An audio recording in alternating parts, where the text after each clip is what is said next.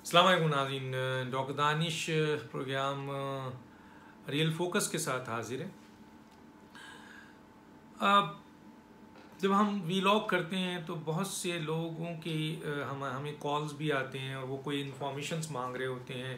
कभी वो पाकिस्तान की मईशत के हवाले से इंफॉर्मेशन मांग रहे होते हैं, कभी वो किसी इंस्टीट्यूशन के हवाले से चाहते हैं कि उनको पता होना चाहिए।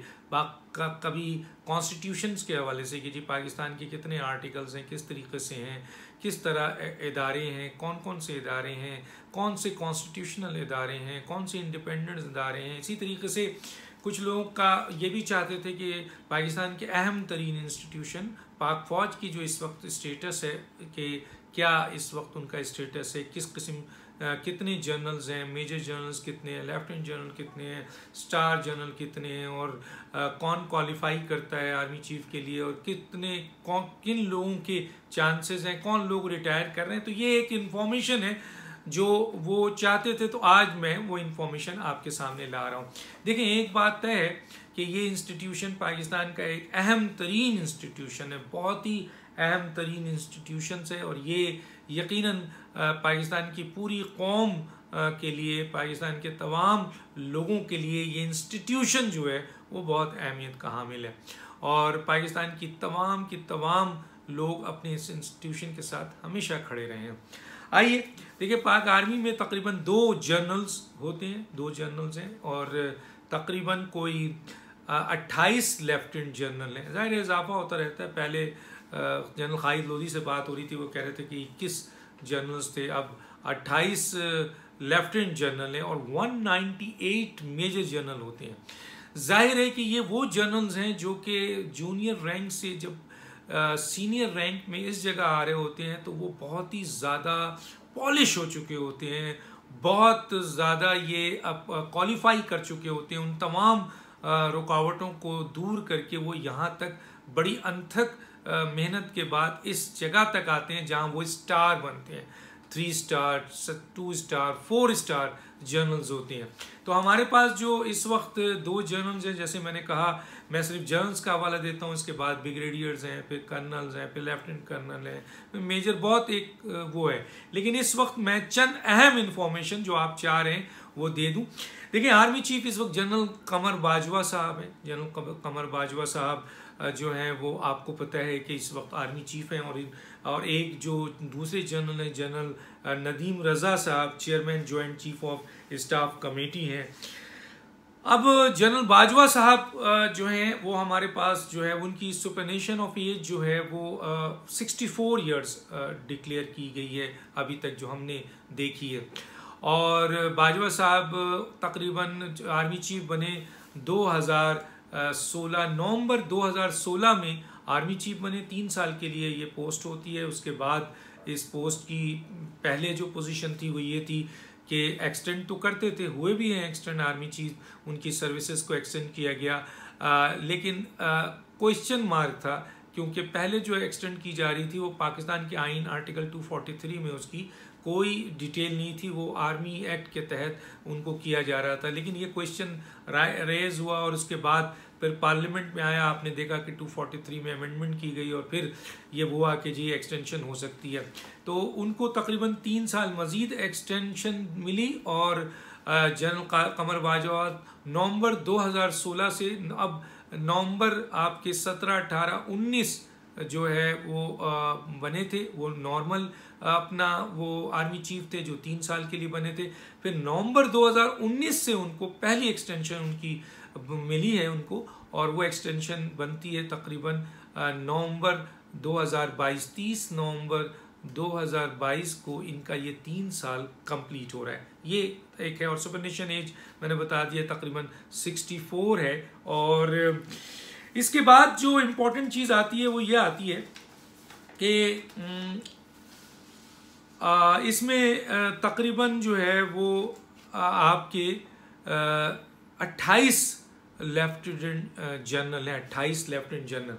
अच्छा, जाहिर है कि जब जनरल बाजवा साहब 2022 30 नवंबर को उनकी ये तारीख़ है अपनी 3 साल के एक्सटेंशन की, ये जब ख़त्म होती है तो उससे पहले जो लेफ्टिनेंट जनरल 28 हैं, उनमें से 10 लेफ्टिनेंट जनरल जो हैं वो रिटायर हो जाएंगे। तकरीबन 10 लेफ्टिनेंट जनरल रिटायर होंगे और 18 लेफ्टिनेंट जनरल वो हैं जो कि जनरल बाजवा के 2022 नवंबर के बाद रिटायर होंगे और वो रिटायरमेंट उनकी 2025 तक जा रही है। मैं ज़्यादा डिटेल में नहीं जा रहा, चंद बातें आपके सामने रख रहा हूँ।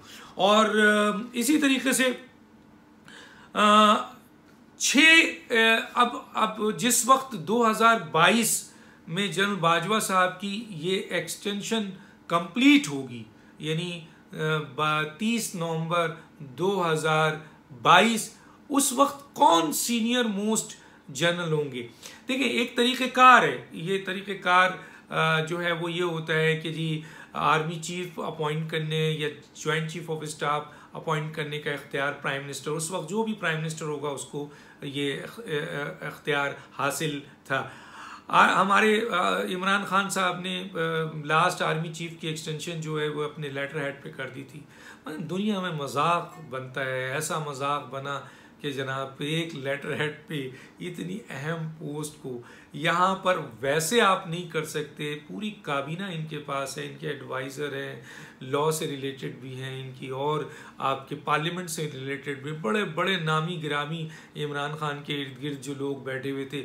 लेकिन उन्होंने ये नहीं बताया कि आर्मी चीफ की एक्सटेंशन एक लेटर हेड पर नहीं होती है। फिर इतना बड़ा मजाक उड़ा। बहरहाल ये इशू नहीं है।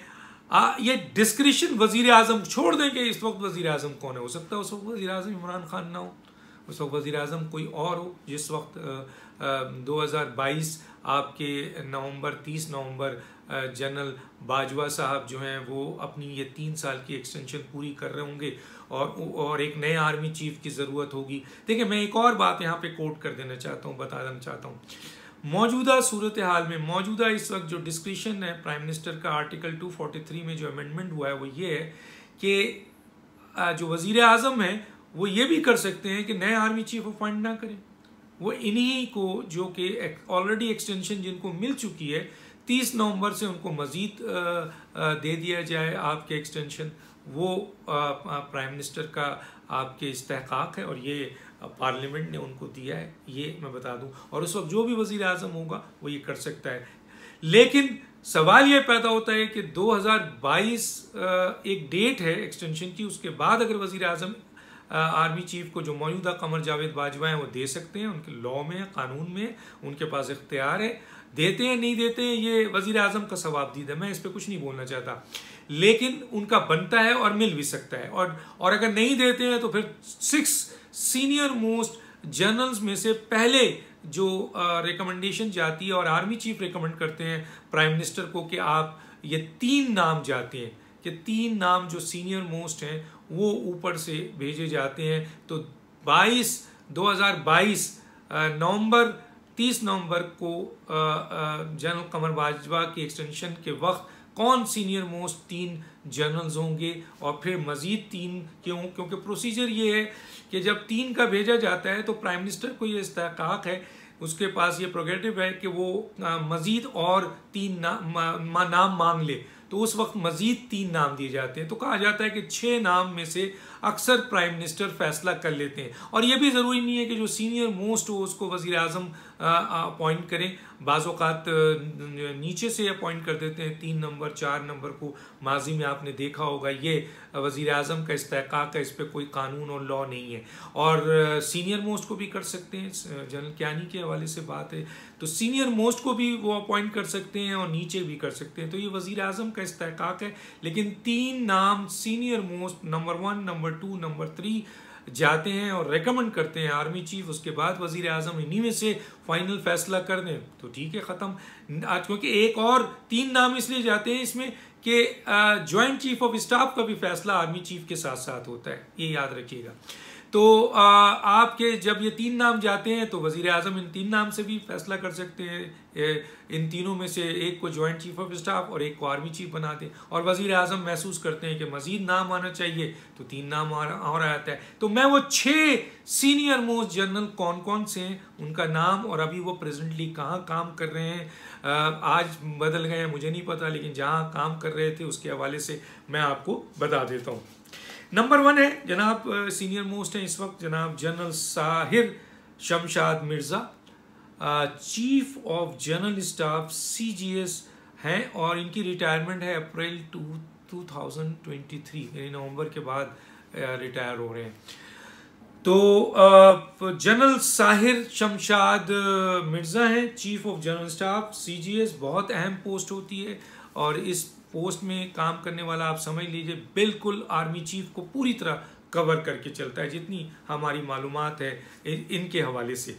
तो 2023 में रिटायर हो रहे हैं। दूसरा नाम है general Azhar Abbas, lieutenant general Azhar Abbas, corps commander Pindi इस वक्त हैं। अप्रैल 2023 उनकी आपके रिटायरमेंट है, ख़त्म है। लेफ्टिनेंट जनरल नौमान महमूद तीसरे नंबर पे जो सीनियर मोस्ट हैं, कोर कमांडर पेशावर हैं, अप्रैल 2003। तो ये 3 सीनियर मोस्ट जनरल्स हो गए जिनके नाम अमूमन, जब मैं जनरल खालिद लोधी से बात कर रहा था तो उन्होंने बताया, क्योंकि डिफेंस सेक्रेटरी रहे तो उन्होंने बताया कि 3 नाम पहले जाते हैं, उसके बाद वजीर आजम मंगवा लें 3 नाम, बिल्कुल मंगवा सकते हैं, चौथे भी अपॉइंट हो सकते हैं, 5वें भी और 6ठे भी।